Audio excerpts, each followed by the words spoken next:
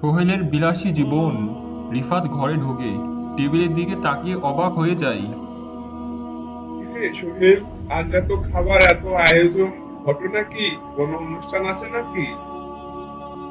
আরে না, এগুলো সব আমাদের বাড়ির স্বাভাবিক খাবার। তবে একটু খেয়ে বাকিটা পরে ফেলে দেব। ফেলে দিবি মানে? এত সুন্দর খাবার নষ্ট করবি? আরে ধুর, বাসি খাবার খাওয়া যায় নাকি? আমি টাকা কামাই, যা খুশি তাই করি। কিন্তু ভাই, অপচয় করা তো ইসলামে নিষেধ। আল্লাহ কুরআনে বলেছেন, নিশ্চয় অপচয়কারীরা শয়তানের ভাই। ধুর ভাই, এত নিয়ম কানুনের মধ্যে থাকিস কেন? আমার টাকা যা ইচ্ছা তাই করব, তোর কি? সোহেলের কাছে টাকা আর ভোগবিলাসী বড়, কিন্তু সে বুঝতে পারছে না এই অপচয় কি ভয়াবহ পরিণত হতে পারে। সোহেল তার বন্ধু রিফাতকে নিয়ে অভিজাত শপিং মলে এসেছে। সোহেল একটি নামি ব্র্যান্ডের দোকানে ঢুকে একের পর এক শার্ট বের করতে বলে। দারুণ, একেবারে আমার জন্যই বানানো। তোর তো এমন অনেক শার্ট আছে, আরো লাগবে কেন? আরে ভাই, ট্রেন্ড বদলাই, নতুন কিছু না পড়লে কি চলে? কিন্তু এত দাম দিয়ে কিনবি? দাম দেখে কি কিনতে হয় নাকি? আমার যেটা ভালো লাগবে সেটাই কিনবো। ভাই, যদি একটু কম দাম নিতেন, ছেলে মেয়েদের জন্য কাপড় কিনে দিতে পারতাম। ভাই, বাজারের সবকিছুর দাম বেড়ে গেছে, এর চেয়ে আর কমে দিতে পারবো না। লোকটি কষ্টভরা চোখে পকেটের শেষ কয়েনগুলো গুনতে থাকে। এদিকে সোহেল বিল দেয়, মোটা টাকার বান্ডিল বের করে। দেখলি তো, টাকা থাকলে কোনো হিসাবের দরকার পড়ে না। কিন্তু টাকা থাকলেই কি অপচয় করা উচিত? আরে ধুর, টাকা উপভোগ করার জন্যই তো উপার্জন করা। রিফাত দরিদ্র মানুষটির দিকে তাকায়, যে সামান্য কিছু কেনার জন্য টাকা জোগাড় করতে হিমশিম খাচ্ছে। আর সোহেল, সে নিজের জন্য নতুন শার্টের দাম নিয়ে একটুও চিন্তিত নয়। সোহেল তার ঘরে বসে আছে, বিছানাতে টাকার হিসাবের নদী ছড়িয়ে রয়েছে। হঠাৎ হিসাব মিলাতে গিয়ে তার কপালে চিন্তার ভাঁজ পড়ে যায়। আরে এ কি অবস্থা!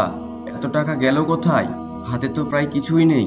সে অনেকক্ষণ ভাবে, আর এই টাকার অবস্থা কেন। হঠাৎ মনে পড়ে, বন্ধুদের বিল মিটিয়েছে, আত্মীয়দের ধার দিয়েছে, দামি শখ মিটিয়েছে, কিন্তু এখন নিজের জন্যই কিছুই নেই। না, আমাকে ধারের টাকা ফেরত আনতে হবে, না হলে অনেক বড় বিপদে পড়ে যাব। এরপর সোহেল বাড়ি থেকে বের হয়। রাস্তায় এক বন্ধুর সাথে দেখা। দোস্ত, তোকে যে টাকা দিয়েছিলাম, আমার অনেক টাকার দরকার। তুই কি এখন টাকা ফেরত দিতে পারবি?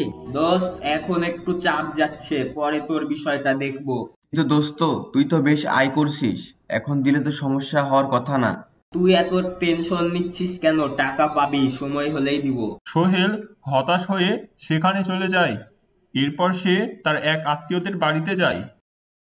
চাচা, আপনাকে যে টাকা দিয়েছিলাম, টাকাগুলো এখন ফেরত দিলে ভালো হতো। ও, সেই টাকা? ইনশাল্লাহ মাস শেষে দিয়ে দিব। এখন হাতে টাকা কম আছে, বুঝতে তো পারছো। সোহেল আর কিছু বলতে পারে না। সে বোঝে টাকার সময় কেউ পাশে থাকে না। সে মন খারাপ করে বাড়ির পথে হাঁটে, নিজের কৃতকর্মের কথা ভাবে। এক সময় আমার এত টাকা ছিল, অথচ এখন আমাকে মানুষের কাছে টাকা চাইতে হচ্ছে।